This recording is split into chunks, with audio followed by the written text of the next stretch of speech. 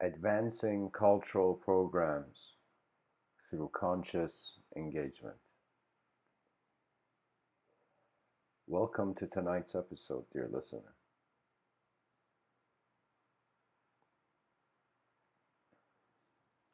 To wonder about what causes animate choice.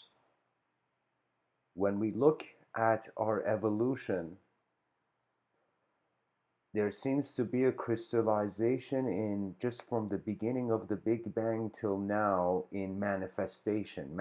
Manifestation has come into shape.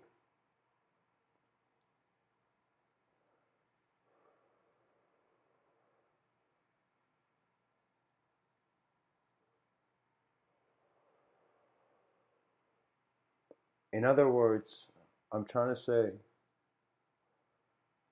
that we acknowledge ourselves as objects, but when we look at our free will and the presence of the consciousness, the way the candle flame flickers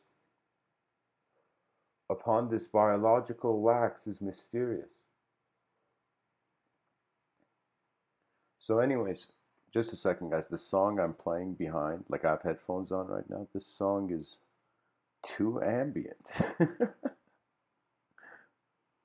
Okay, this is a good song. All right. Excuse me.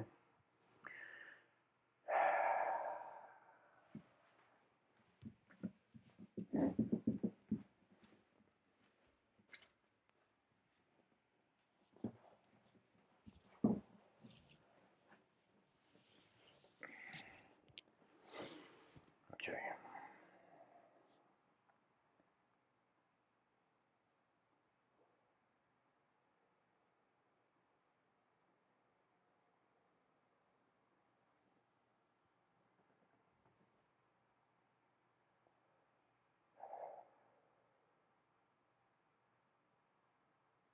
We acknowledge existence. We have attempted to make it known through language. Many years of the advancement of human beings has managed to create a language to translate the world, to filter the world into our own realms of comprehension.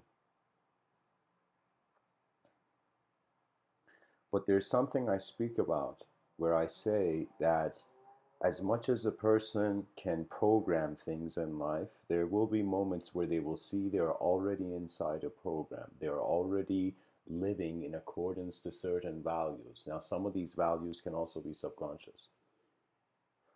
The way I'm using the term cultural program or cultural programs is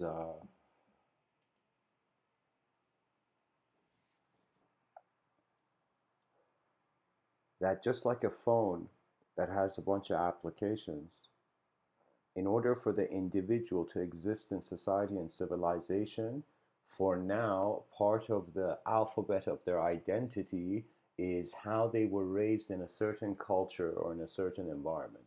So when I speak about the cultural program, it's how the world since your birth has communicated to you through various ways that you've existed.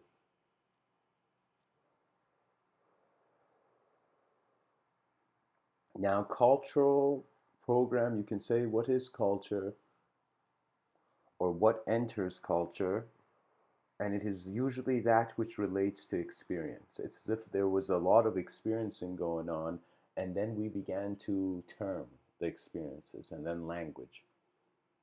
We can see the emergence of the language.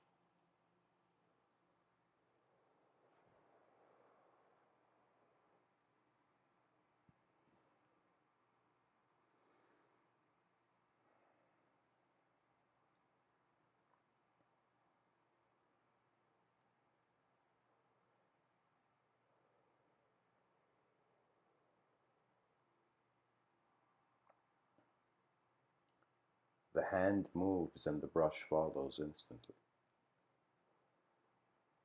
We have evolved from just a mere objective acknowledgement of our being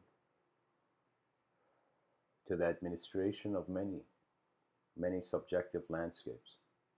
So that means physically you are in one world, but, or let me say it, externally you are in one world, but internally that one world is rotating.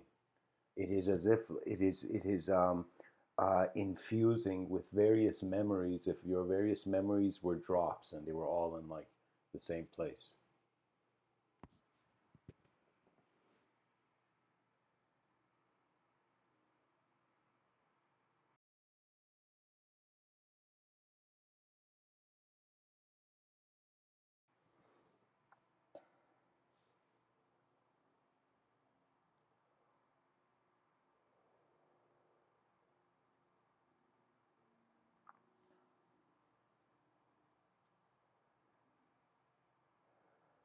You know, when you look back at history, when you look at the Stoics, you see that before there was a vast sophistication of the advancement in language and articulation, and pretty much before libraries, people were studying. What were they studying? They were studying behavior.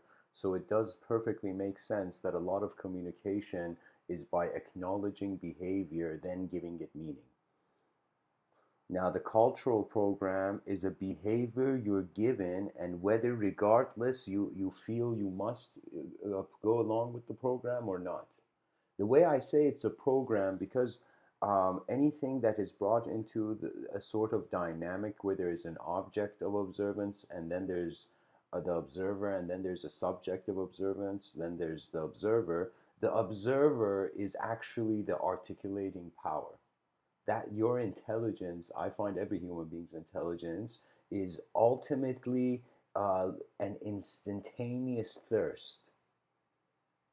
I don't know how to say it. It's like it's how long you as a being have been willing to tolerate the unknown of your own dimensions.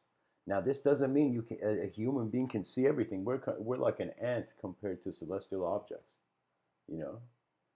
So in other words, it's like a unique design has opened its eyes, and it has to, and it's trying to see the depth of its realism. Meditation, mysticism, all these were attempts to find some sort of ultimate reality, only to realize that if there was an ultimate, it literally means it must ultimately have been here all the time.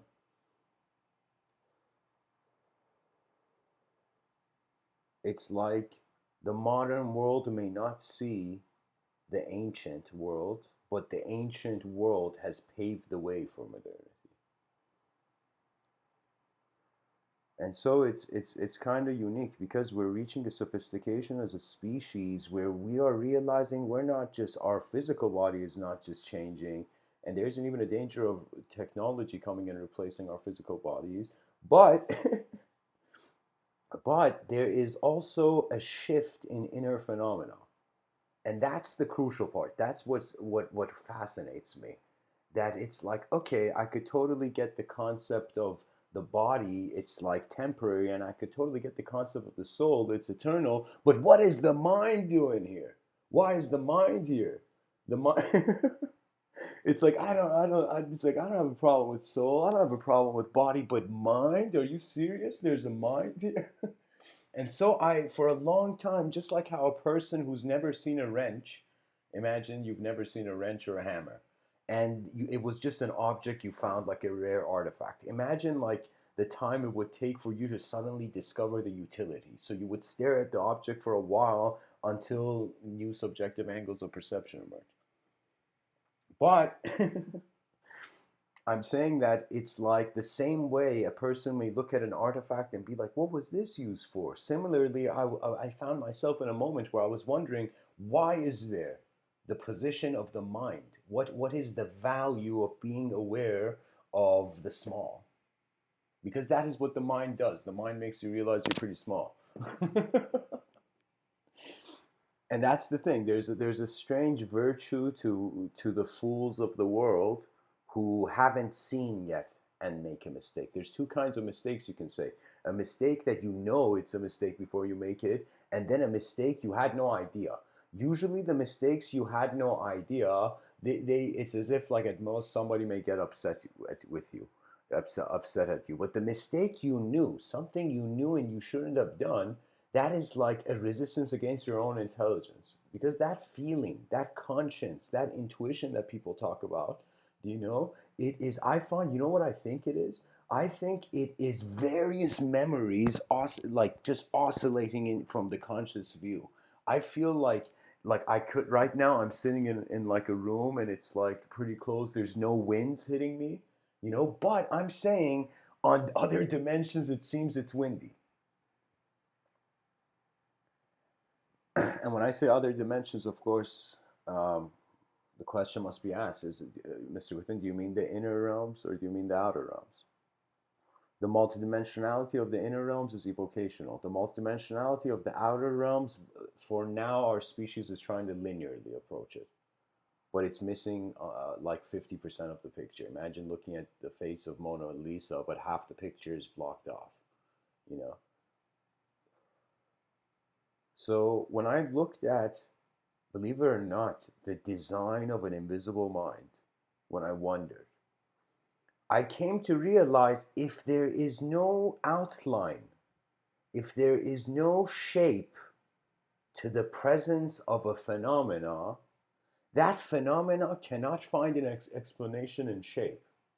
So if there is a chance, zero point 0.0 whatever amount of zeros you want, 1% chance that there is a multidimensionality at work that surpasses the way we have comprehended dimensions so far, then we have to have the humility as a species to be like, okay, we made up our own language on a rock and we thought we knew everything.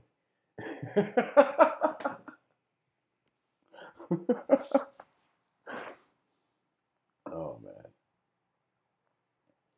I think if there was a sort of playfully speaking, you know, like Star Trek, like extraterrestrial community watching man, you know, they would probably be laughing. They'd be like, look at these silly creatures, you know, rather than decreasing the ignorance and functioning efficiently with great ignorance and great hope they march in, you know.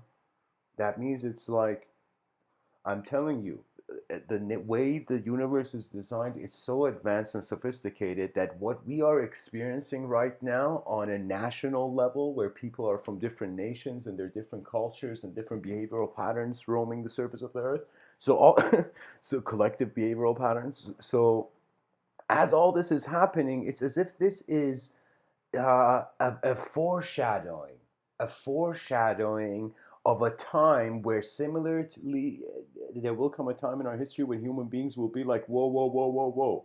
How does it make sense to border a collective resource?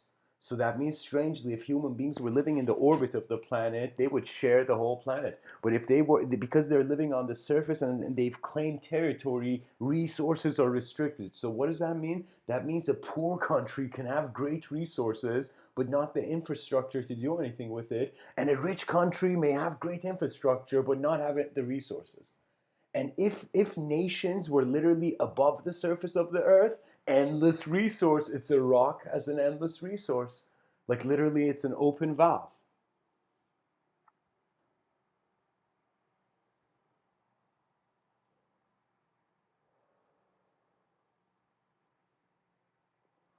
Do you know what I mean, guys? So what I'm trying to say is that we see evolution is happening. If evolution makes sense to us, we will accept we can't understand it because it's still happening.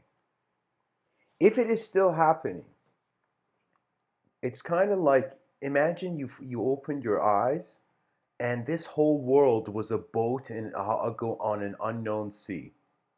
It's like, how many eons will it go by until you wonder who is steering this boat? And so this doesn't mean just by you asking a question who's steering this boat, you have to go ascribe it to an archetype of a divine agency. I am in no way, let me tell you this. It's like what we have experienced before, we've already experienced. What we haven't experienced, that is, that is the excitement of life. Because really, human beings are like, I remember hearing this incredible rabbi speak about, I forget his name, but he was on a podium and he was in this debate, and he said a term that I really liked. It was like awesome to hear that. He said when he sees human beings, he sees them as packets of energy. And if you really look at the concept of energy, I don't know how children in schools are like, okay, the world is made of energy, yay. Do you know the concept is it has a chaotic depth to it that is inconceivable in the linguistic simulation. That means we are looking at something that is just like a black hole in space. It's a black hole behind our eyes. It is the mystery of the conscious vision. It's spontaneous origin. So here's the thing. It's like I think this is the another way of kind of explaining the hard problem of consciousness. That what happened?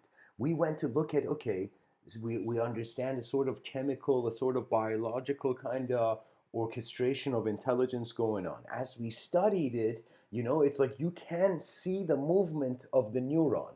You can trace a neuron. Imagine you just like those movies, they put a kind of tracker behind the car. Imagine like in the future we found such a sophistication and even beyond rays where we put it. I'm just saying when neurologists are scanning the brain, they are seeing the effect. So it's like the effect of an action. Do you know? But to see something as a originator of the intelligence, it means literally we as a species and all the greatest philosophers of the world have to gather around and be like, what is nothing? For the first time, we're going to be a civilization that starts wondering what is nothing before we look for something. What is nothing? you know?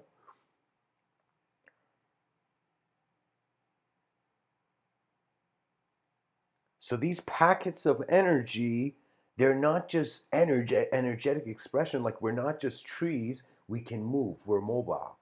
And by the nature of having mobility, that means we can direct. So I ended up I first thought, okay, I'm a person in the world, and da da da. Then I came to a kind of mystical switcheroo, and I was like, okay, it's a world inside a person. Unknown world inside person. And eventually I saw, hey, mind, what are you doing? And it's oscillating. We have this impression that our minds should be stuck in one definition, but I'm telling you, every definition has a shadow definition, you know, has an implication in regards to what is known and has an implication in regards to what is unknown. So the advancing the cultural program means it's like if me and you were in this elite kind of like how they have SWAT teams. Imagine they had elite philosopher teams. Anytime there's a mystery, this elite philosopher team comes in and it's like old school philosophers just thinking in the room.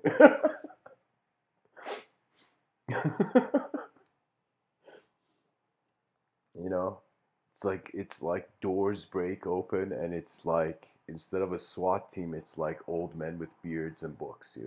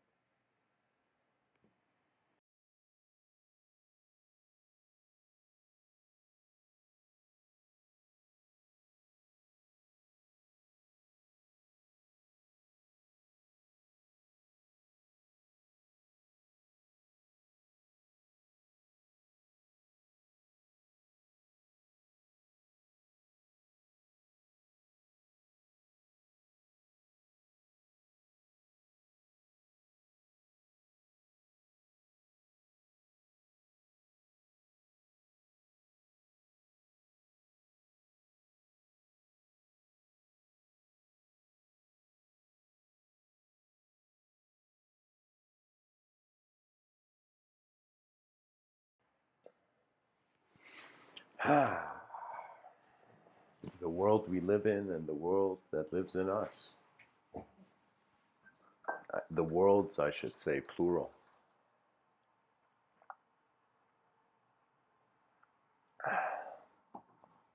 This thing about the cultural program, guys, is literally how we wear ideology like clothing to rhythmically participate in social evolution. And that's the thing, there's people are fearing what the world may be and not trying. And that's the worst part, you know. There's something strangely about anger that is required for insight. And it's not the rage part or the wrath part of anger where it's like the person hammering the hammer down with rage, you know.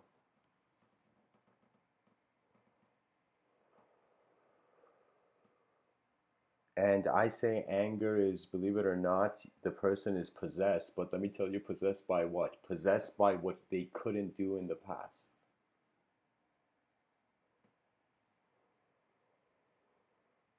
Anger is past possession. Literally, an image of yourself in the past is trying to live in the moment simultaneously as who you are in the moment. Emotions are fascinating, and emotion automatically makes the inner realms multidimensional. So when a person experiences a bunch of emotions, for example, in music, you know, if you pay attention to your inner realms when you're listening to music, you'll see that emotion brings forth projections of self. That means if we say knowledge is kept in language, and language was the relationship of self with world, you know, that means all of knowledge is about how a sense of self has existed in a world to itself. And when you go, I thought when I was younger, I thought knowledge was set in stone. And I realized it's like, the educational system was a great illusionist. The illusion of knowing was more important than wanting to know. And that's when you know the educational system's slipping or it needs to update.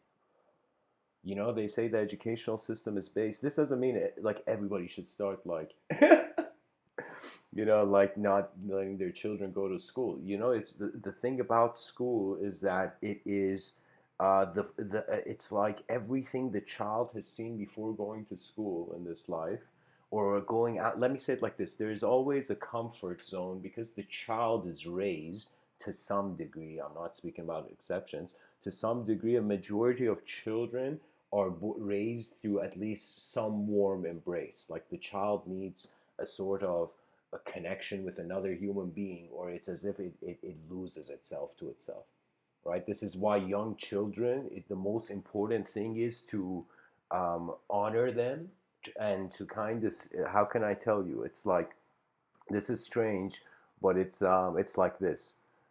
Children, we can say, psychologists say by the age of 14 or 12 or something like that, like the child begins becoming an individual to itself.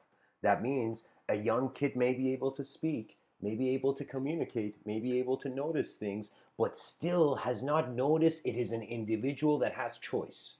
A lot of children have not come, like it's just youth. You don't see it until you see it.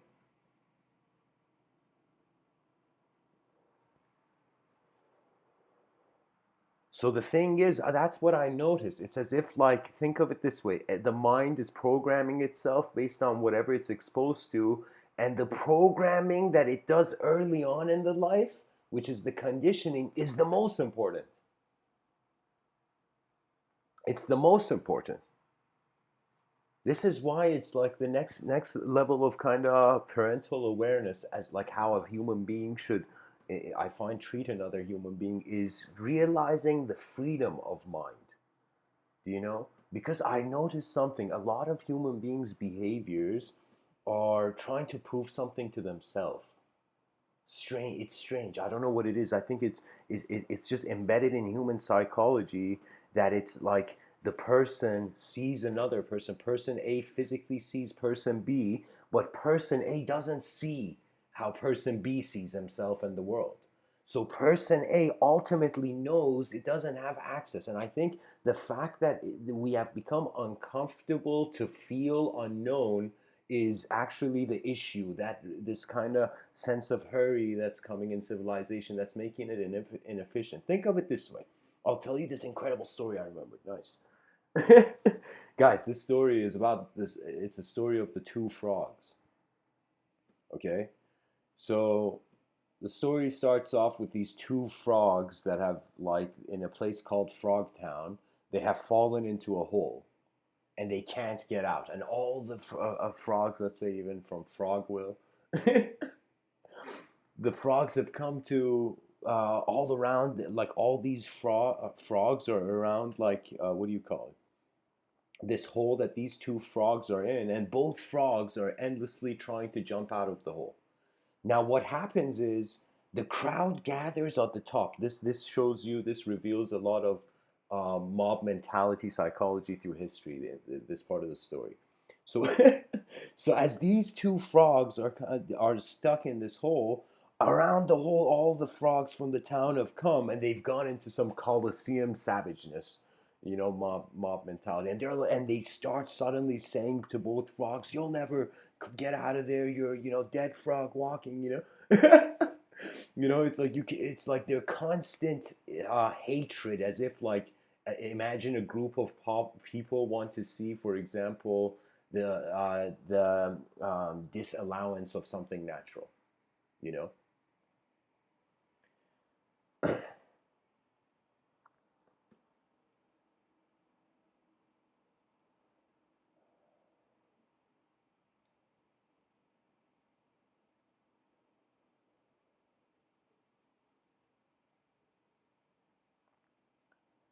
One of the frogs hears the hate, hears uh, the words get to him. The language of other people's minds reprograms that frog's mind, and that frog gets upset, and that frog goes to a corner, and in utter sorrow suddenly stops breathing and dies. Now the second frog, strangely, as the frog crowd was constantly saying, "You can't get out of here," da da da da, this second frog, instead of getting less motivated and in some sense not being able to kind of do, this frog is getting more excited, more excited. And the people are like, "Yo, let's amp up the hate." They amp up the hate and they see, oh my God, the more hatred they show, this frog is like getting so much more excited to jump out, and suddenly, like Neo from the Matrix realizing who he is, the frog jumps out of the, you know, jumps out of the hole. And it's like a miracle. And people are like, whoa, it's like, how'd this guy do it? How'd this guy overcome this hate? And then they realize this frog was deaf. This frog was deaf to the ignorance. He was deaf. In other words, this frog couldn't hear what they were saying, so he thought all those people were cheering him on. In his inner reality, he was recycling the chaos towards a new order.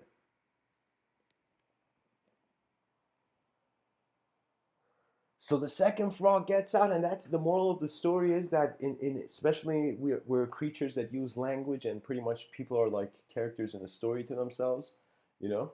So it's about realizing that when you are not a thought, when you're not language, how can language bother you? Does the squirrel running from one tree branch to the other branch outside your window bother you? No. It's just an occurrence. When reality goes to a design level of just phenomena and attention pure, that's when there's an automatic advancement beyond the cultural program. You're no longer a creature of thought, yet you can navigate as one. It's like, what that means is that super enlightened yogi, you know, uh, let's say that super enlightened yogi, in his silence, he was the omniscience of the cosmos. But that moment where he needed, a tissue, or needed like water or something, he had suddenly, the moment he spoke, like you see, individual consciousness appears. So what that means is we must find, children shouldn't just be fascinated, believe it or not, by science, only. Science is incredibly fascinating because it's like trying to invent clarity.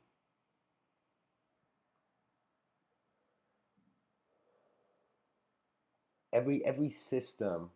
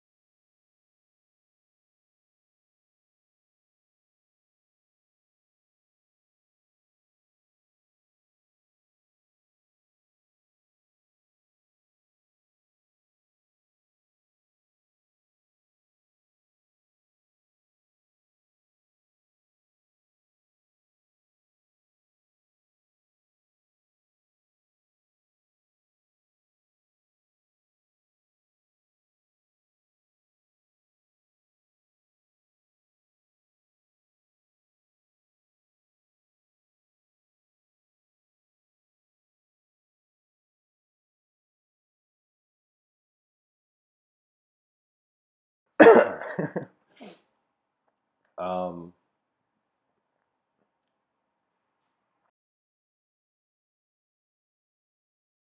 Let me see, guys. Let me see if I can find something.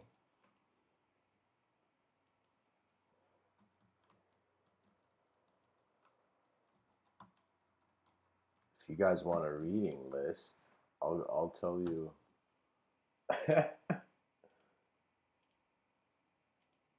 This is there we go.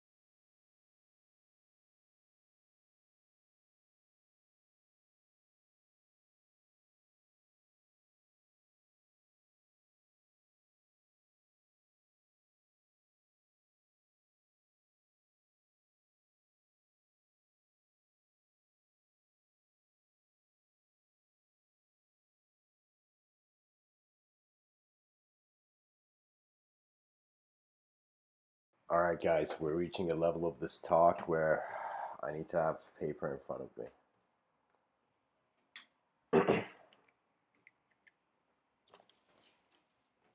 This is usually I give these talks without paper, like without written stuff, but here. Okay, let's see.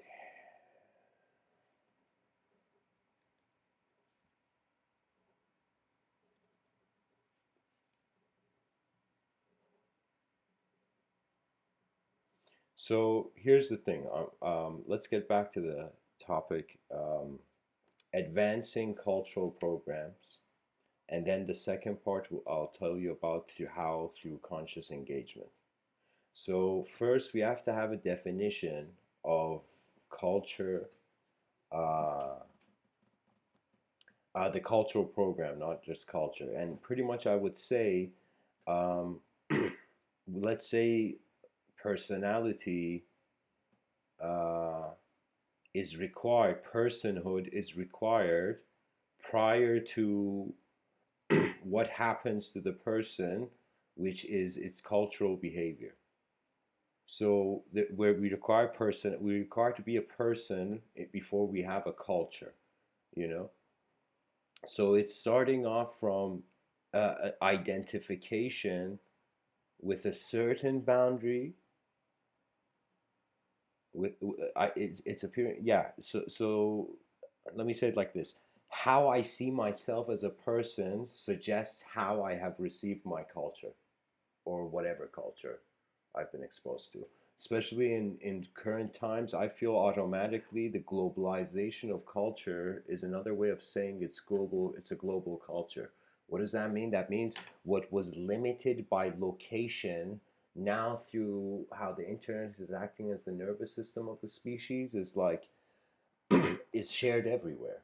Do you know? So there was a time that it's as if a person who wanted to speak to someone else, they had to travel for days on horse, you know.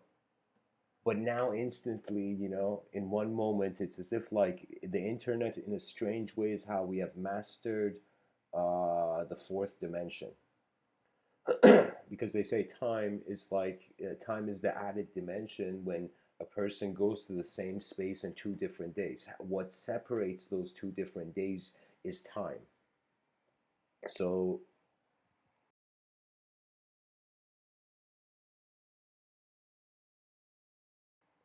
the sense of so how a person is, let's say, how the attention projects the self implies how the attention uses the any sort of information around it to see a world. So believe it or not, most people, I think, they don't see the real world. The emotion their self has in a limited way just makes them feel that emotion is the world. But I say we have the civilization has moved from being aware of objects, so we are not just able of being aware of space and objects in space, but we are also aware of how there is subjects, and the space for subjects is awareness. That means ultimately, if the individual is a self that is aware of its environment, so it's self-awareness. It's awareness to being in shape. So the cultural program, it changes, guys. I am telling you, it's if we look at life shifting behaviorally, it's where the attention of human beings goes that defines the rules are made. So ultimately, when I was thinking about what the concept of a law is limited to how far of the world we have seen. So it tends to be that the furthest sight gets accepted. You know, that means those human beings who see more from their world, you know, they engage more with their world.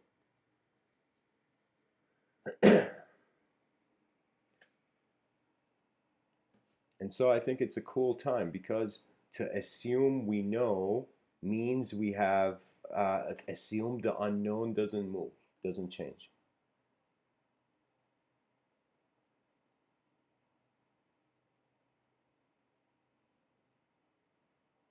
Um,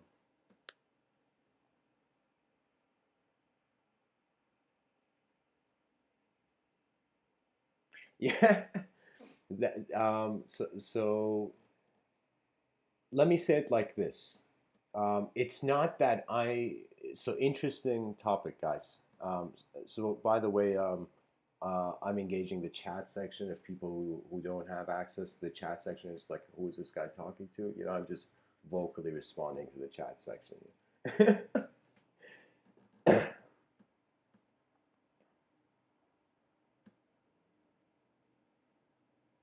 um, I'll tell you something more incredible than the list. I can I'll tell you here. Just a second.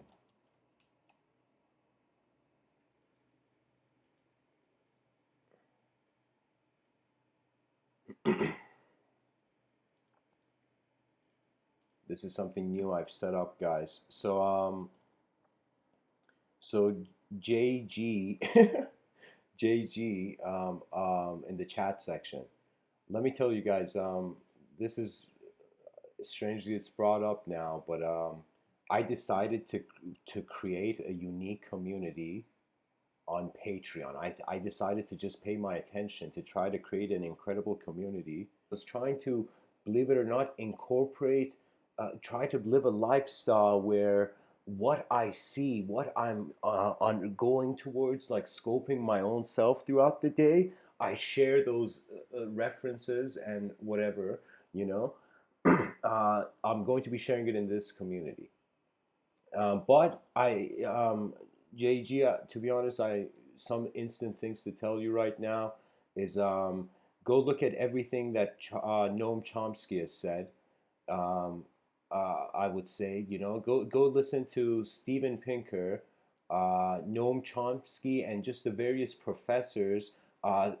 Instead of looking for reading lists, seek general themes. Like think as if the world was a play. How would this play, for example, how would I say it? Like, how would this play? What would the theme of this theatrical existential experience be?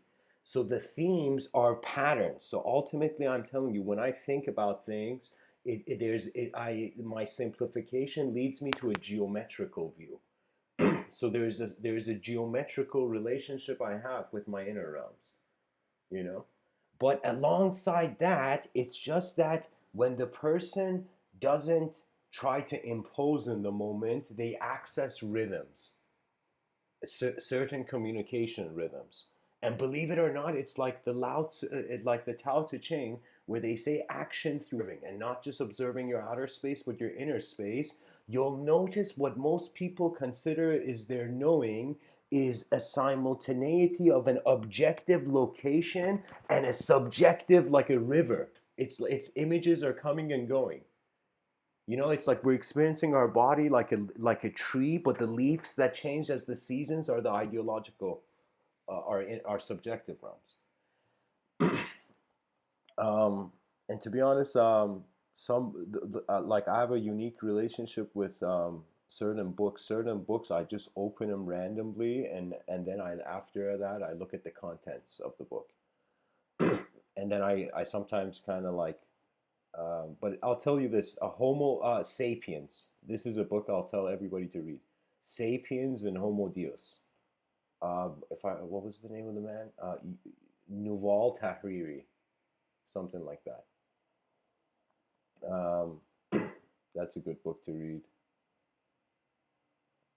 To be honest, whatever you read, I mean, it's just ink on a page. At the end of the day, it's your experiences that will light up the reality of things for you. But anyways, to continue, guys.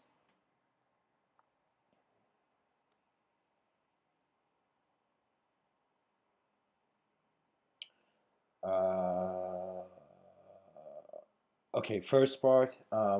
The cultural program advanced through self-awareness. Anytime you wonder about really what is happening in the moment, you'll notice there's a spontaneous value-giving occurrence that happens, you know? So it's like, strangely, some things, yes, there's evidence for it. They have taken time to develop, but some things, they are instantaneous values. Like the person is sitting at the bus stop and somebody comes up to him and he's like, the bus is not coming. That's suddenly a person being in a certain state of mind. Then with access to a certain data, you can say certain information or certain new design that appears in their consciousness, they recalibrate an identity.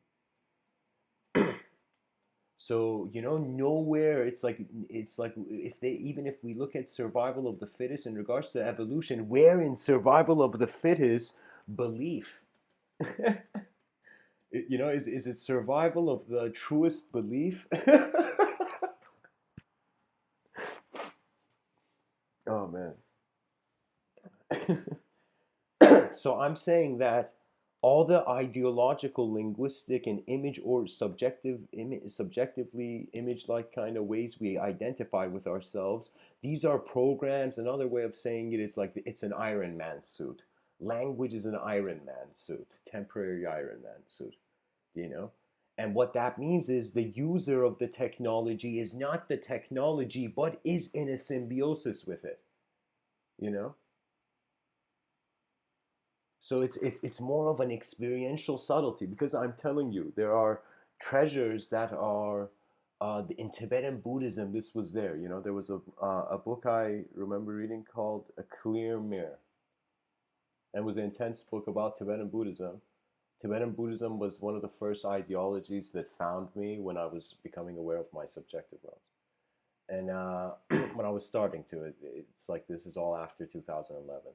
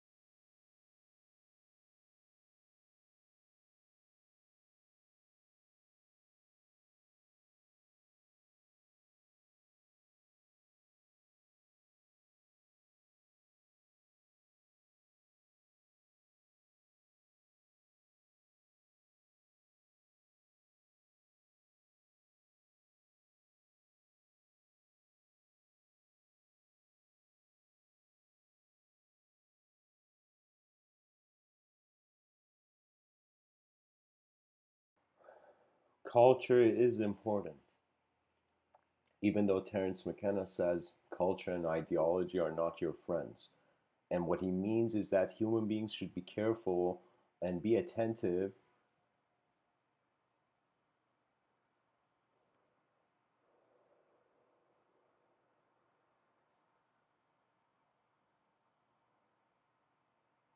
to what you contain in your mind, pretty much.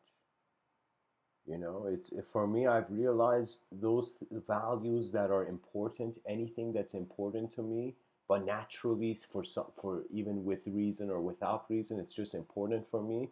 When I do something important that is important to me, I am fully energized. It's as if I'm not even doubting anything, even the energy of it. Like I could be like, I'll give you an example. Like many times this has happened where I've kind of had like sleepless nights, and then the next day had to do a lot of work, and then came home, and I was just I lying down on my bed. I'm like, okay, is this the moment where I'm gonna sleep? Is this the end point of the day? And then just the thought of like an important thought arose, and I'm like, like the activity's expression is more important than just its um, just like in that Tibetan Buddhist book Clear Mirror, they spoke about inner treasure revealing. I find that inner treasure revealing is simply communication. And anytime a person communicates, their inner realms are externalizing. And when it comes to especially, this is the best way I can say a person should see communication. It's pretty much two artists splashing paint on a wall. That's communication. You know, it's like one artist draws this kind of picture on this wall, then that artist comes and draws their picture, and then eventually they've been talking so much that both their pictures have meshed and infused, and technically they're in a new dimension, both of them, person A and person B. That's the cool thing about life, that about the mind, that it doesn't just experience its existence in a dimension, it can create dimensions. And I'm telling people, I think mastery of uh, um, linear knowledge would technically mean that the same way you see an object and you could do a 360 view around it and look at it from different angles, the same way you can look at thoughts from different angles, and they can have endless spiraling interpretations with not even just micro variations, but even macro variations, where the whole simulated realm of value just evaporates or instantly becomes void. So that's why I'm saying when it comes to a species truly awakening to the advanced instrument is given, I am telling you, I think the healthiest thing to do is not to define yourself too much in this world, because the moment you define yourself too much, then it can loop. You know what that means? That means the moment you're like, oh, I'm a bad person, then every moment you go, even when it was just a mask. And so the advanced communicator is pretty much human beings caring about what's going on, you know? It's like we are so under evolved. I am telling you, I can definitely assure this, at least you can say this is one man's experience, that civilizations appear more complex behind my eyes than in front of it. And when I look at everything in society, it at some point was a thought in someone's head, things that are man made. It was an image uh, in the inner, behind the person's eyes. And then the person, for some reason, you know, decided to share. And really, for me, it's like this, like any person who authentically has a mysterious question about like life, which that tends to happen during the lifetime, you're going to eventually see at some point you have to confront, I say this another way, the loneliness of the gods. You have to realize, you have to be comfortable with not just the void, the zero dimension, but the singular and the void. And when you're comfortable with the singular and the void, then duality doesn't bother you. And when you're comfortable with the duality would be the second dimension. When you're comfortable with duality, the singular and the void, then the state of mind can, in the in in your subjective realms, project infinitely. That means it's like, think about it this way. We think infinity is something that we have to reach, but what if things are moving infinitely, and instead it should be something where we take the barriers that are making something finite. Imagine it's like we're mining a mountain, and it's like we think it's finite, and then the gold we find, it's suddenly infinity. So it's as if like infinity is covered by the finite, you know?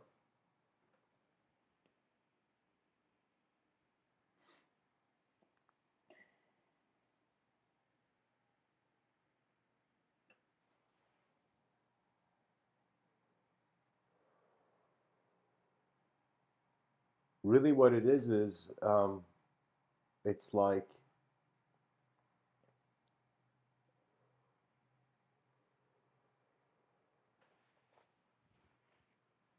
your intelligence is an instrument that you have one lifetime to master playing it. Imagine like somebody gave you a violin and you never knew what a violin was, you know? Imagine you give a violin to like a tribal, like, society that hasn't been introduced to urban life, you know? It's an unknown instrument which can be played in certain ways. And that's how I see intelligence, that it's not just the instrument, it's the instrumentation of it, how it is, how the attention is holding significance in the moment, value in the moment. And really, for me, there was a time that I thought all the things I wanted were complex things.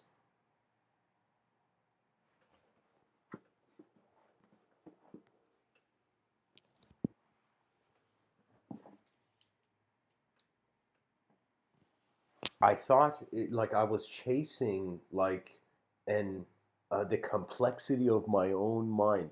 Like for a long, I feel like before 2011, I didn't even care for the world. I was trying to get what I wanted from the world, even subconsciously. But then it became, I started realizing, yo, what if this world is alive? It's like a 50-50 chance that the mind is simultaneously being the whole moment, therefore rendering the intelligence beyond the clouds.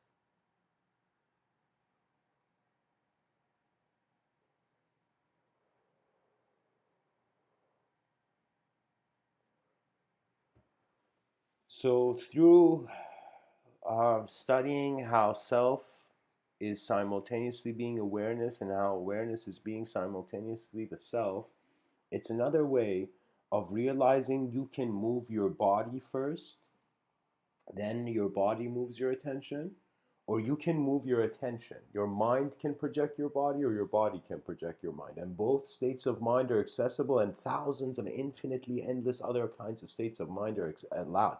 Because the moment we declared freedom of speech, the universal right to be alive, to speak, that's another way of saying we allowed infinite variations on reality to take place in reality, which is what we see, the free will and the movement of people. So, on some level, if we had an aerial view, you know, imagine me and you were standing in a sky city looking down at Earth, we would see uh, dots moving around, but these dots can engage their environment and do something about it. It's like the main difference between humans and other animals is that we are aware of our mortality. We are aware of the dimension of time.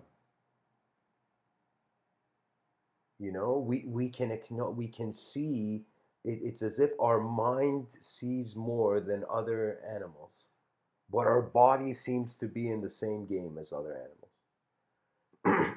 So that's the mystery, the mystery of how mastery occurs. And ultimately, I'm telling you, it's sometimes like uh, um,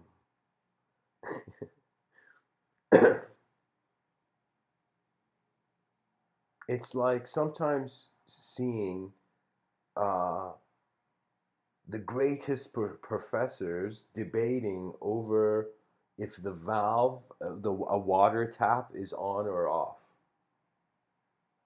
based on the sound they hear in the moment.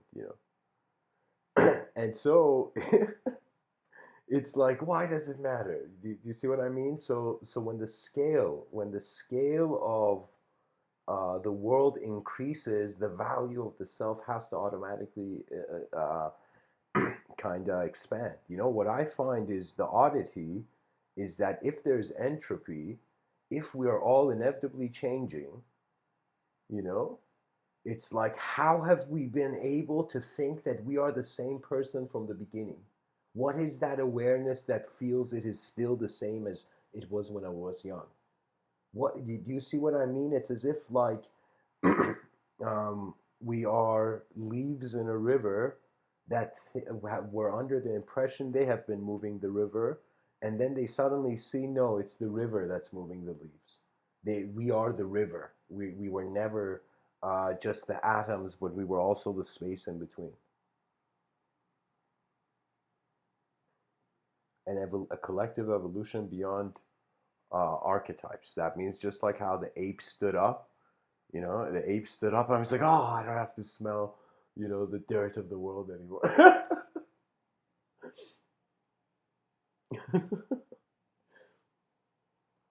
We're going to step beyond thought, and we have to start preparing for it.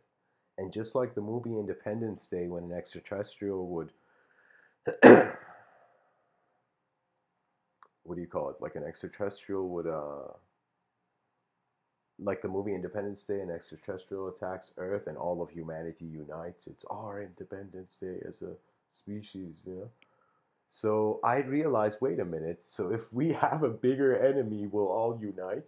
And then I thought to myself, what if that bigger enemy was just an unbelievable goal and a challenge we extracted from the world?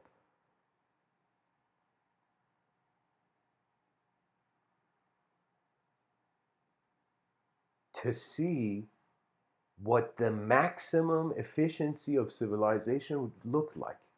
All I want to see is to some degree what will happen.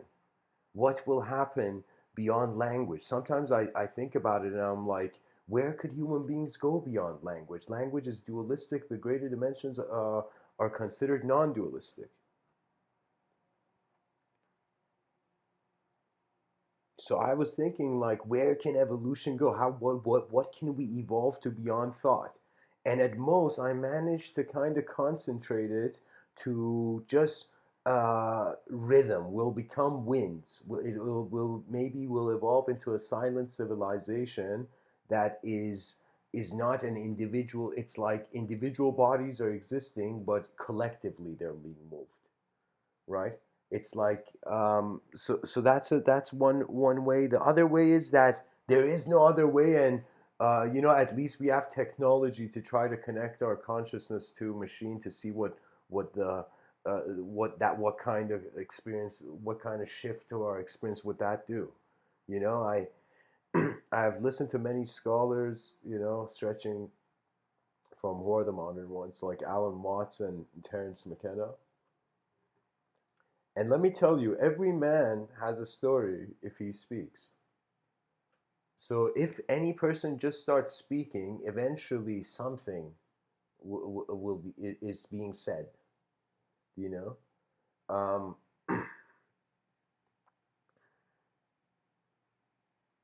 some people came and said you got to meditate.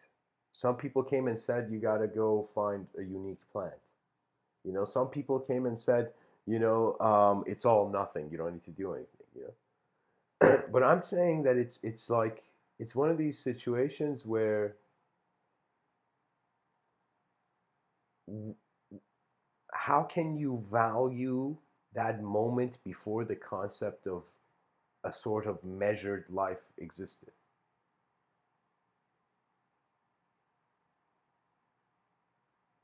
So the thing is that everything is changing. And that's why I'm saying you got to be playful with language. If you treat language as like a mirror of truth, you know, like too much of it as a mirror of truth, it's like it's good to look at yourself in a mirror, but not to like uh, you know, touch your forehead to the mirror.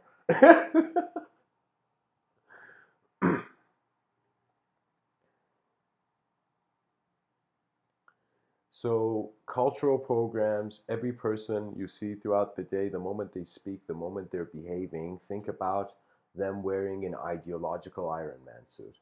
And so this ideological Iron Man suit is actually not the person, but it is how the efforts of the person are animating themselves to a certain capacity.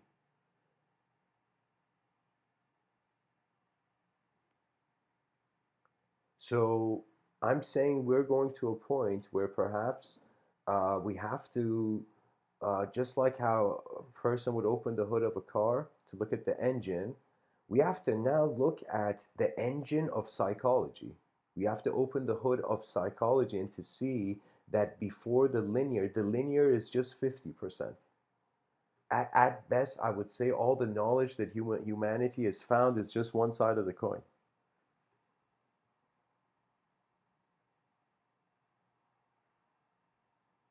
And I thought about it. Scientists speak about matter and antimatter. For example, Paul Dirac, in his writings, he said if there's going to be an equation, it has to be a beautiful one.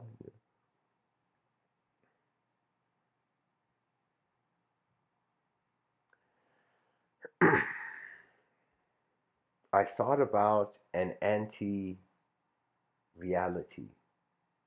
an anti-experience, an anti-existence, and then I realized everything has the other side of the coin to it. Every conceived value. So everything till the end of time anybody has said, another person can hear, and they can see that there's a other, how can I say it, the other, it's a polarized behavior is occurring in a dualistic field. It's kind of like it's still the impact of sudden stillness and silence after one has been running a lot, suddenly being stopping and being silent.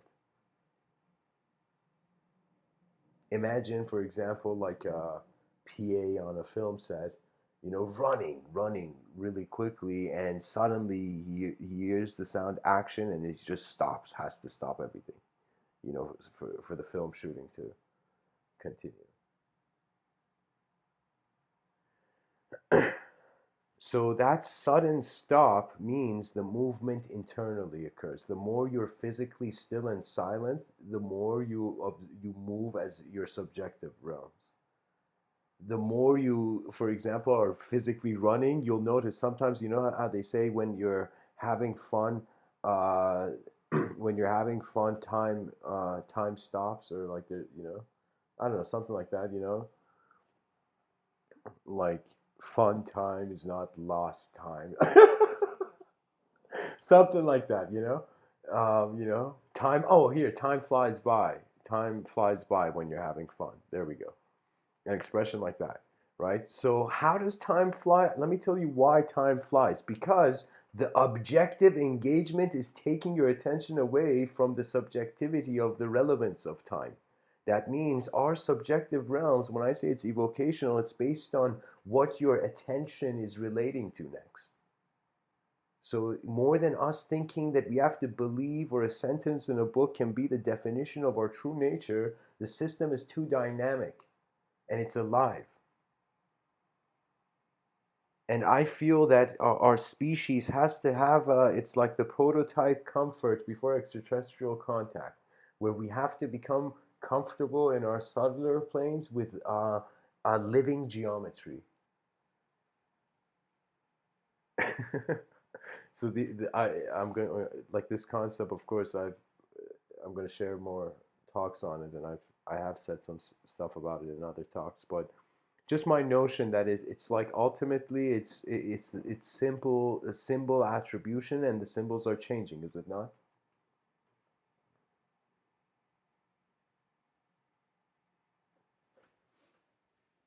I when I saw this picture I chose for the wallpaper, it's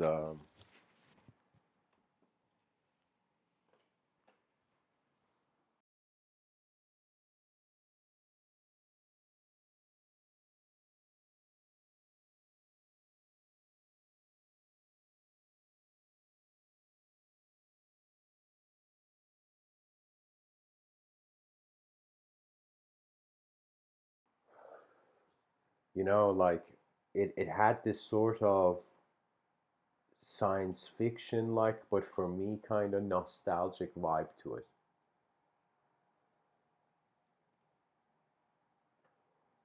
It's like this is kind of like this picture makes the like the year 1991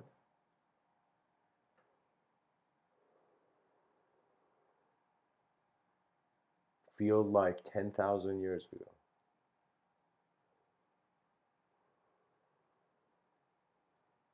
Maybe 10,000 is too much, but there was sometimes it's art and just many things in life. They're not just about a recognizable value. It's like if you're a person who only the things you can measure you're choosing to have take as a value. Many things, it's as if don't make sense until you hold on to it, and eventually at some point the sense comes. So if one wants to be rational, it would also render them impatient to endurance, to kind of unknown endurance. And the mind is playful, guys. Like I'm telling you, it's evocational. Like for example, right now I'm looking at this picture. That statue, I can playfully like my mind can animate like I don't know, like the Oscar statue somehow came alive and successfully ruled the world.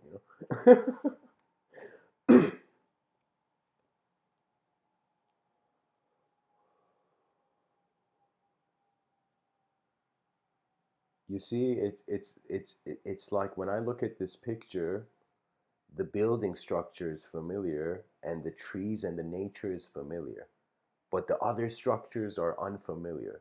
So what that means is if we in the future maintain some sort of still biological continuity and we time traveled back to our ancestors, they would still see the same kind of nature even though we could totally look different and have access to different technologies that is inconceivable to them. It's like there's a presence to the world that is intelligent before you do anything even. And of course, it's a big challenge because I'm telling you, language can never fulfill the person. Do you know? And I'm saying, even in my talks, there's a war. I call it the language wars. In other words, every war that has occurred because of that. You can just see them beyond their personalities, and they're just efforts at sculpting moments through value, through their expression, through their action and decisions. So it's an interesting time. I feel like the species is ready to acknowledge the language threshold. That means it's like something I felt bad for the New Age community. Let me tell you why. Because in the New Age community, any deep discussion ends up being ego. No, that's your ego, man. No, that's your ego, man. No, that's your ego.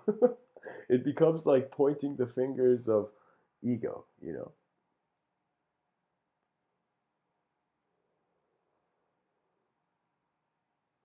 Or pointing at the biggest ego in the room, that game.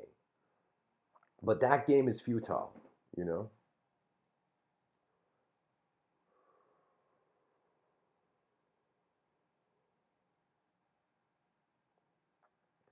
It should be the voice of the clearest vision that is so clear it automatically is its explanation to other dimensions. That means the most efficient system is not one that is fighting to survive. That's not efficient. That's just hard to watch. The most efficient would be one where somehow our civilization has managed to internalize and create non-physical consequences to fighting. So I was thinking, why don't we have, like advanced video gamers, video game developers to go to the United Nations and create a video game that is the exact representation of the militaries of all countries, and they can just play a video game instead of millions of people dying. So that's a way of external chaos being internalized, for example. You know? You know? Because if any institution treats people as a statistic, that means you're in a numbers game. And what if numbers are a hallucination?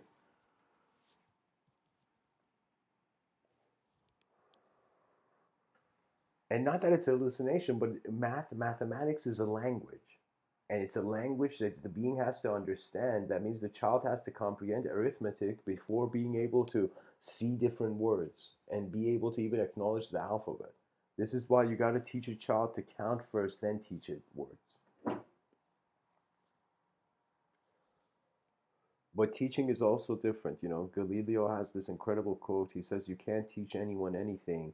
You can only make them realize it within themselves." That means ultimately, all words are fingers pointing towards the inner reality of the author, but you are here to find your own writer's voice. And I'm telling you, it's like life is like an empty page that's awaiting the next sentences.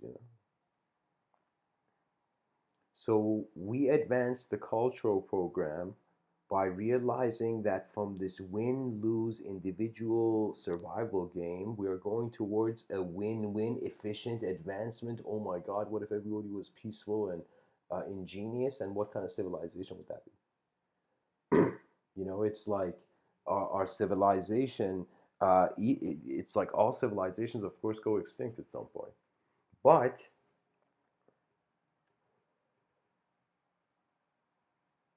like there was this kind of thought in scientific circles that the evolution, like the reason there isn't superior life in aliens is because a civilization keeps reaching a certain threshold and then civilizations break down. And my comprehension so far is that individual creatures, once they rhythmically behave, attain an experience that automatically after the transition of their personal individual life, they will occur collectively. So I'm telling you, um, uh, the gates to heaven are collective efficient vision and rhythmic advancement. I don't see any other gates of heaven other than that. And who said heaven has gates? What if earth is in heaven? You know, when we look at the sky, the earth seems to be in the heavens, you know. So now the second part, how do we consciously engage a cultural program? Uh, to even consider something to be new means there needs to be space. That means, believe it or not, what you understand out of life has to do with how much you've allowed there to be space for new things, new views.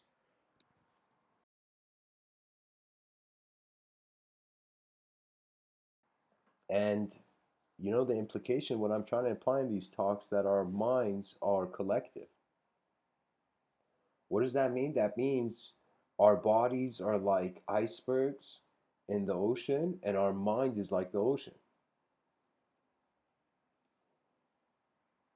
Because isn't it strange that what people seek in the world is love, and what is love is to see each other's inner realms properly.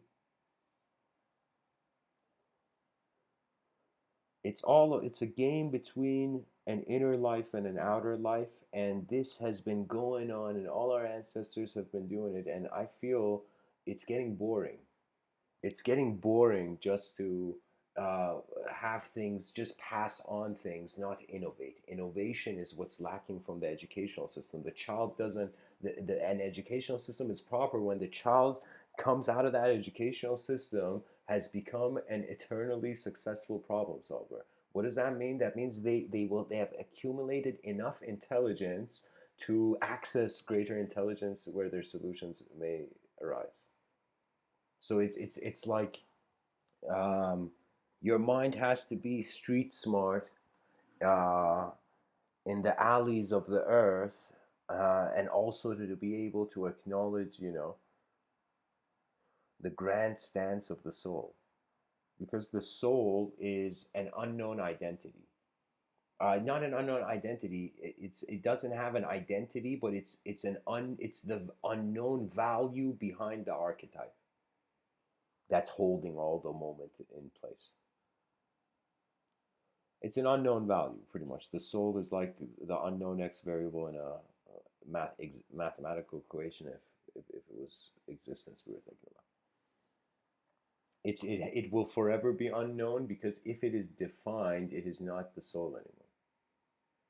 So this is why at most language has I call it the language threshold again. There's a certain limit, and at most it becomes ecstatic poetry of remembrance. So the most ultimate emotional position that I've so far have seen in literature is a sort of remembrance of a hidden heaven. You know, that means in a lot of things that people went towards, they weren't really looking at the logical value. They were wondering how their experience could navigate at a higher quality. And when I realized this, I realized the only way you can advance the quality of your life is by being aware of yourself. That means literally you have to be a student of how you're appearing as a moment of existence. You have to be a student of your own intelligence. And that's something we as a species have access to. Other animals, their teacher is still nature. We found a way to not only separate from the environment, not only to put on suits, but we found a way to create a world inside another which we could change and use. And that's the advanced technology of language. That means it's like the only way to comprehend the advancement of the world seems to be in language, when we're talking about the outer realm, because we all share. For now, I'm saying, we all share the same outer realm. We're all in one physical world, but again, how the physical world appears to us automatically is different because our DNA is different. So it's like it's a very unique moment where we suddenly see all relationships between human beings is arbitrary. Even the relationship of the love a father has with a son, you know. But this sense of it being arbitrary doesn't need to be communicated. And this is the part of, let me tell you this, this is the kind of challenge I had to overcome, because I knew that in trying to suggest that there is an ability to attain ultimate clarity from, rather than just silence the advancement of a communication, is a bold claim, because the biggest challenge is that The moment we define something, regardless of what we feel about it, we have defined. Defining something in a changing world means you have decided this symbol attribution upon an object is not going to change. So really, if we were purely honest with ourselves, so I'm just saying, all right, let's chill out as a species with physical violence, suddenly realize the mind is an unknown instrument, and the way we activate it is collectively. That means if scientists, I remember reading an article years ago, scientists were saying like human beings use 10 to 12% of their brains and dolphins use 20, and like, what's up with that? Yeah. That was the whole article, you know? And I could tell you that I always wondered, since the age of 12, that's when I remember being 11, 12 when I saw that article. I wondered about how do you act, like it was a very common sense thing to wonder about, like, okay, they're saying we use 12%, you know, what about the other 88%? And so I wondered, and for a long time it was just hovering as a mystery.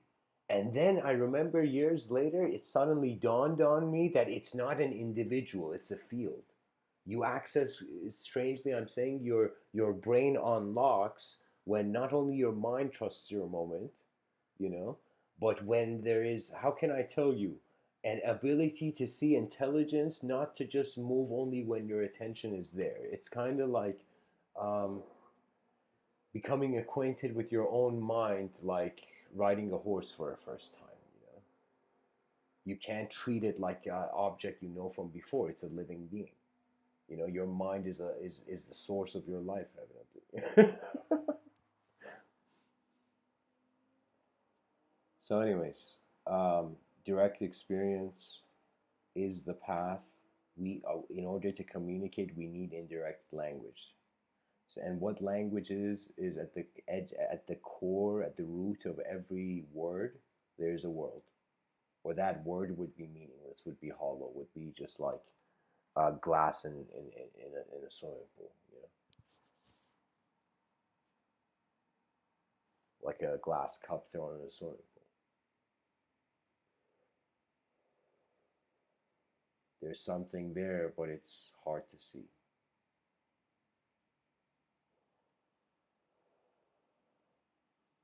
And so this picture, also in my, certain ways I've written my own science fiction, is that it's the emergence of the cyberspace culture, and not just the emergence of the cyberspace culture, the lack of trust. It's as if human beings didn't care for their environment, so their environment became savage again. We didn't realize what a privilege it was to separate from the, uh, you know, from the jungle and enter the concrete jungle. The concrete jungle is a strange blessing. That means a person should avoid bad alleys, but back in the day, you had to avoid tigers and bushes. So reality is the space you go in ultimately has an intelligence. This is why when I step out the door, I say it sometimes in my talks. I go into ego vision. When I'm in society, I go into ego vision. That means I'm there as like regularly in the moment, but there are moments where I just stop, and it's as if ego vision means the eagle is sitting on a branch. Now the eagle flies and looks at everything. So it's like this pattern of scanning as your breath is allowing energy to experientially and consciously move. So ultimately, I'm saying that I don't need, like, really, you can't cut up nature and take ownership of it. And to do so is a self game, is a game of self, you know. And when the language wars stop, that would mean there no every human being on this planet has enough decency to realize to see something better is better than not seeing anything at all. Because not seeing anything at all, we've already seen that. We've already seen an inefficient civilization. What's left? You tell me what's left. Where can you go when you hit rock bottom? Our civilization, believe it or not, even though it's advanced, when you look at it from the past, good job, civilization. But when you look at it from the future, you're like, oh gosh, what is it doing? so, so that's the thing.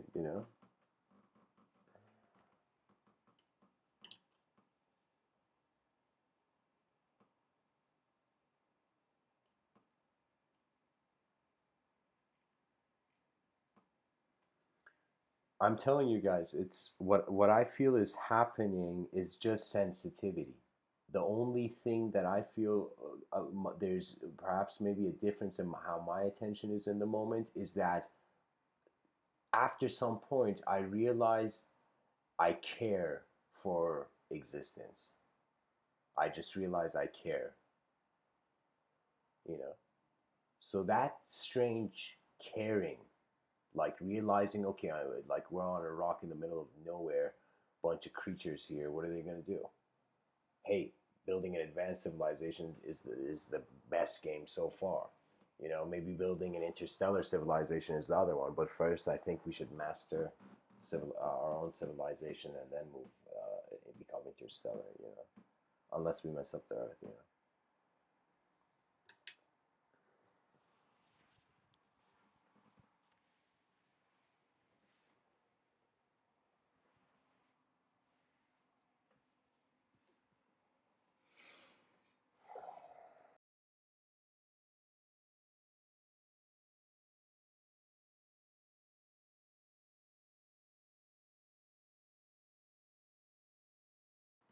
Here's the thing. It's like the technology can change or the user of technology can change.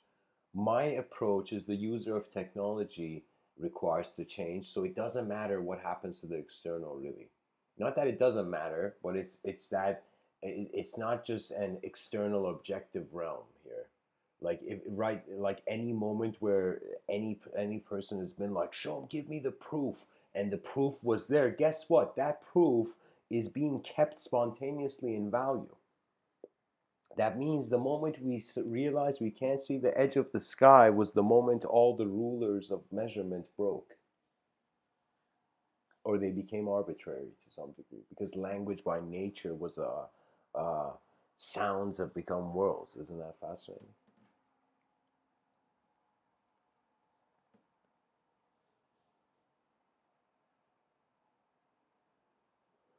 So, anyways, guys, thanks for tuning in. I feel you see, every time I bring a piece of paper, that's like, what can I say? Design is meant to be drawn. Life is I realize it was an unconscious design. It was something that was just happening, but in my conscious engagement, in my recognition that, oh my god, I like part of an evolutionary process.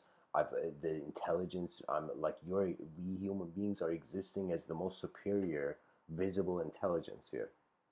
Do you know what that means? That means to all other animals, if they became conscious through the duration of time, imagine, they would be like, yo, these aliens, they're aliens. We are aliens to those inferior. Anytime somebody, there's too much ability, more than it can be recognizable, then the person evokes the unknown, and their first thing is to give an image to it.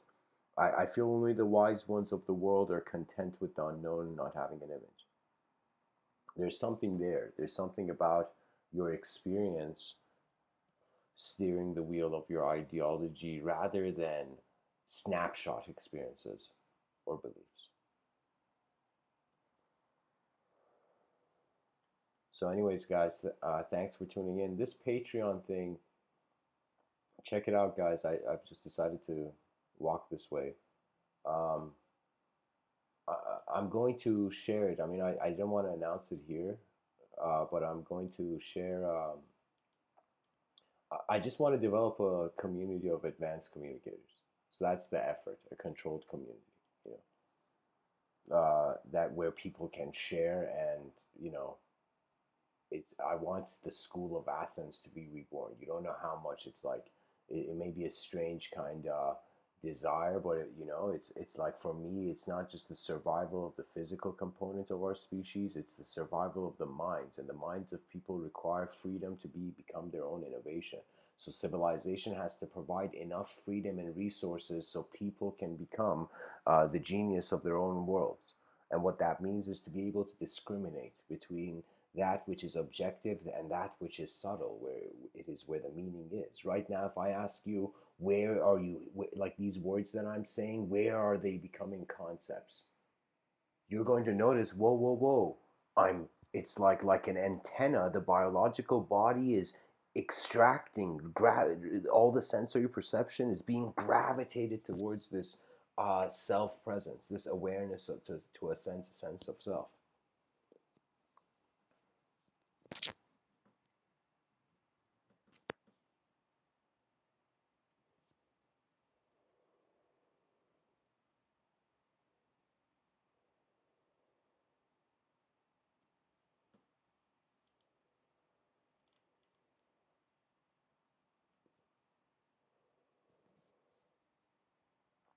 I'm telling you, it's like, keep this analogy with you that your mind is an instrument. And this instrument is not just played by the hands of your identity, your ideology, it is also played by the direct experiential factor of the moment. Because what I am technically saying is that we think the known is being the unknown, but it is the unknown being the known. Which means there is a giant black hole in the foundation of the simulation of all our knowledge as a species. I said it's the apocalypse for the educational system.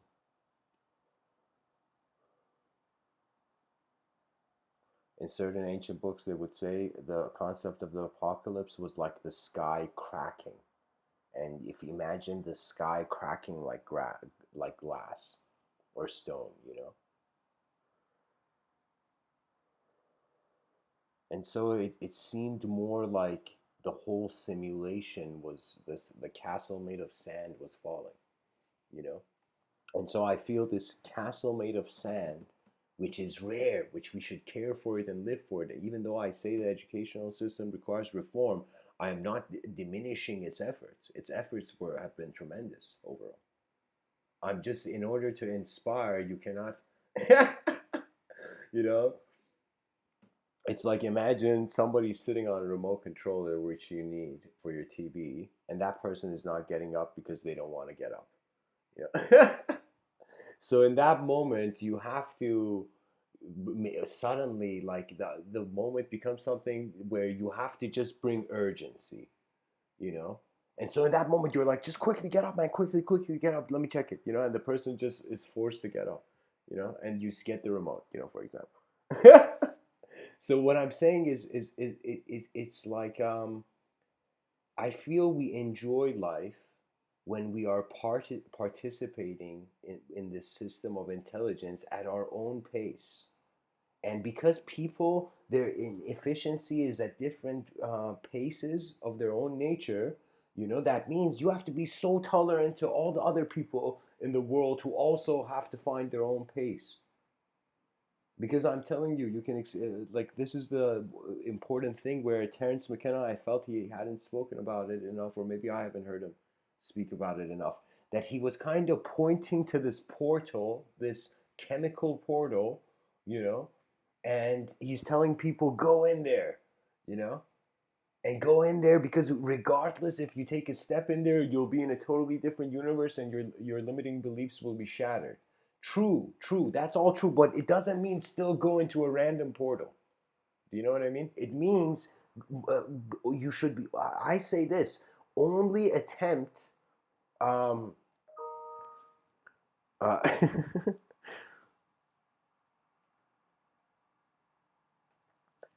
Here, I'm saying this, don't chase the unknown like a butterfly. You'll be a step behind and uncontrollable factors will emerge.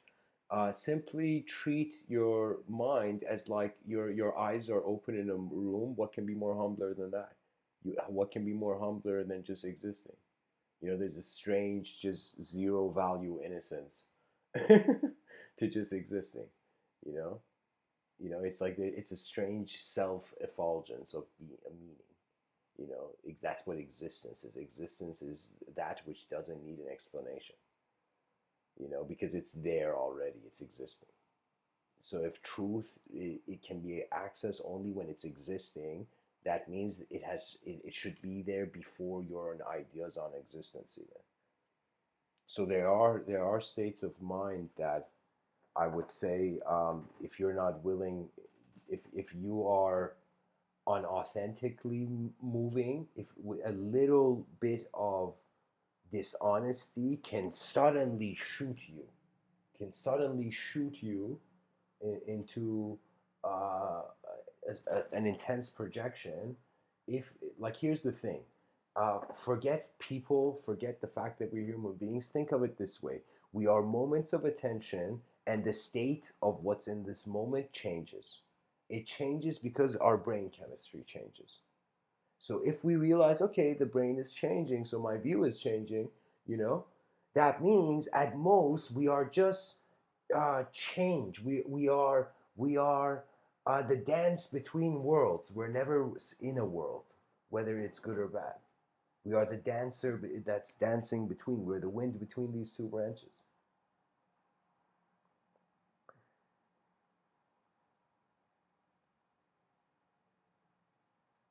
I feel like here I'll give an option to the audience.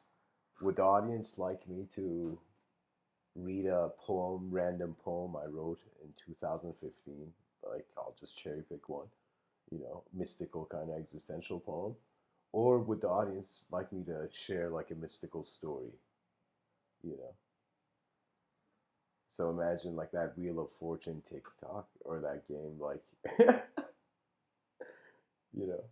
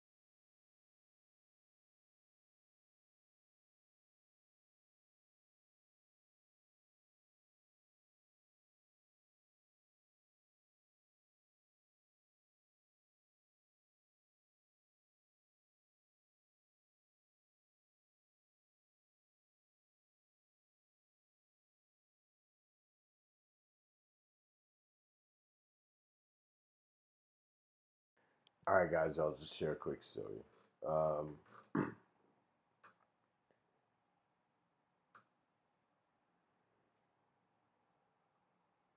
Let me see.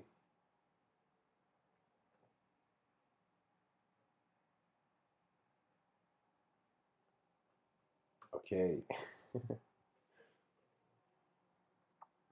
All right, whatever, guys. I'll just say both.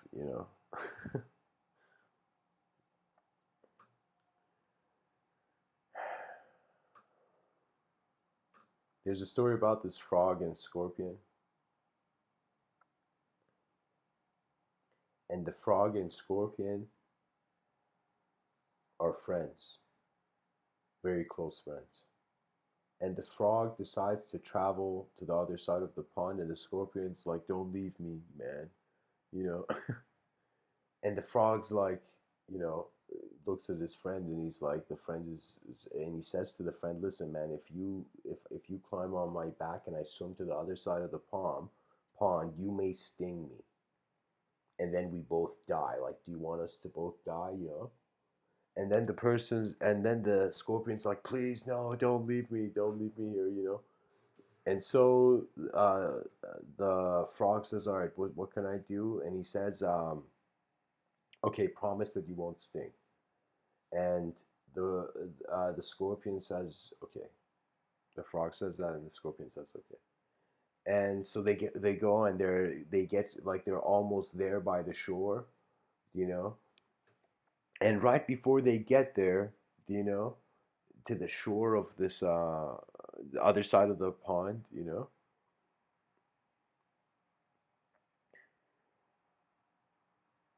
suddenly the frog feels a sting and just closes his eyes, as if I am the fool of my own ignorance, you know. And so the frog just looks back at the scorpion like, "What the fuck?" You know?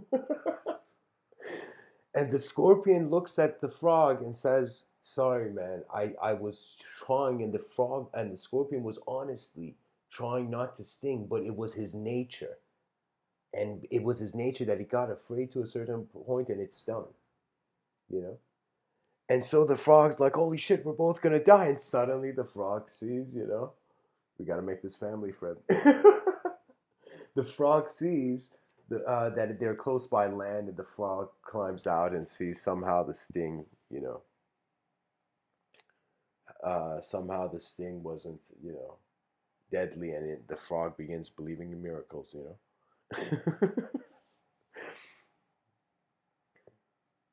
But really, the moral of the story is that that's why it's important to be life sensitive, because then you are looking at how the attention of intelligence is moving in your plane of existence. On some level, sure, I can engage various narratives in regards to perceiving the world. But on some level, also, I can totally see how it's all just being here before I do anything. And that nature of being, that stillness of, like, even though on some level I look at society and civilization and I'm like, all right, 4 billion-year-old science project, and people, the children of the future generations, are getting distracted from it, and their distraction is slowly causing them to get vacuumed in to cyberspace culture. And when they get vacuumed in into cyberspace culture, that would be literally like your grandkids, the grandkids of your grandkids, the grandkids of your grandkids, I would say, you know, um, are trapped in. They don't know if life is real or not. They don't know if they exist or it's all a virtual reality. You know, I'm telling you, there's an incredible parallel between uh, yogic, mystical metaphysics, and how technology is going to cause us to have all our heads plugged into the same computer event. And so a lot of things, it's like now is I'm telling you, before, what is it, Ray Kurzweil says 2000. Another good book to read is The Singularity by Ray Kurzweil. He's a futurist, and he says by the year, I don't know, what is it, like 2045, 2050, 2050, 2045, he says um, super intelligence is going to arise, and what that means is human beings have created for the first time. It's going to be a weird moment. Let me tell you why. Because it's as if we expected superior intelligence to be like aliens that land on Earth, you know. But it's as if it's not aliens that land on Earth that is that's like an alien intelligence. It's the AI that would be uncontrollable. And so that's when I'm wondering about the value system of the world, and it's how we are programming it now. We are programming all the roads of the future generations by how we are choosing to engage the moment now.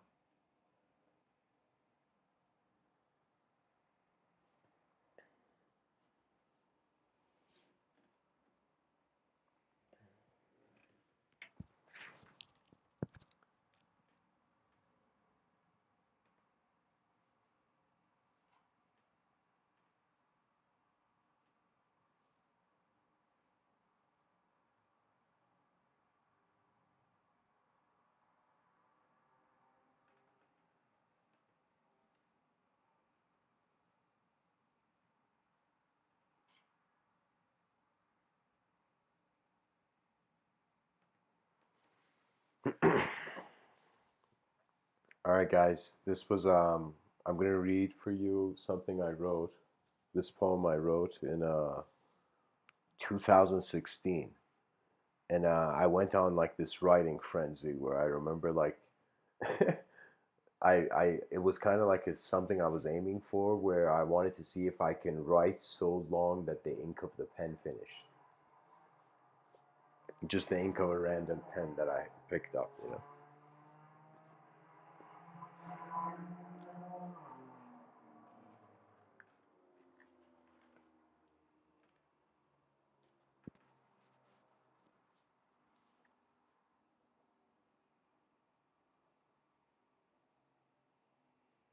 The world is driving itself in many directions. This poetry book It's called I am no body, and there's a space between the word no and the word body. So when you look at the word nobody, it literally means there is no body. It doesn't mean there is no mind, you know? So anyways, I'm getting a feeling to read the 17th poem. The Inspiration of Spirit, that is the name of the poem.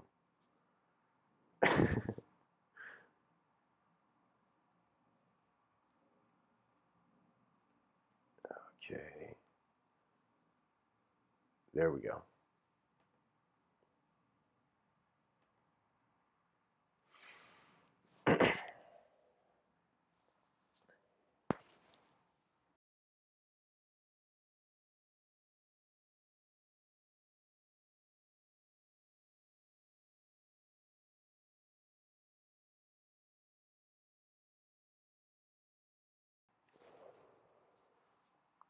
The Inspiration of Spirit.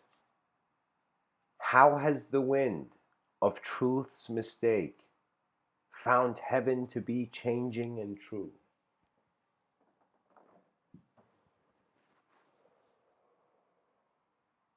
The limitless is found through the gift that is limitation. Do you really think your head has hit the curve? The inspiration of spirit is how you are born and unborn and facelessly pure. Do not forget yourself. You are the whole cosmos.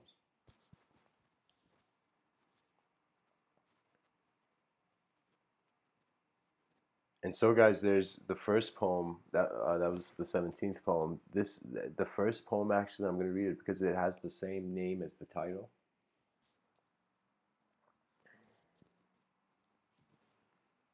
So the poem is I am nobody, you know. Some people ask too many questions without realizing it is from their temporalness that eternity is found. The love of creation is always a glance for the Creator beyond words. The love of creation is always a glance for the Creator beyond beyond words. WORDS, you know. Transcending the ego is the first stepping stone on the path of love's totality. I am not a dervish, but I spin like one. And the word one, the O, it's like capital O. The joy of reality is a boundless moment beyond thought where the past and future cannot be a nuisance. Did you know your real home is not made from bricks, but is the here and now? Many cats have looked in the eyes of Zen masters and seen a reflection beyond any catastrophe. The joy of being is how now we are all seeing. That means existence cannot be ignorant of collective being. It requires it to even be an individual.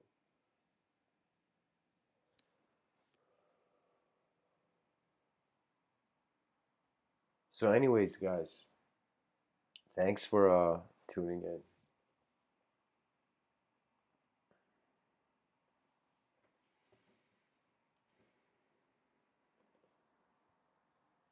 Life is animate choice. Pilot your attention, and you're going to soon realize you're piloting your whole plane of existence. So if there is an inseparability between the inner realm and the outer realm, there will come a moment where you will be uh, the mover rather than the moved. And that's important to keep in mind. So anyways, thanks for tuning in, guys. Much blessings and namaste.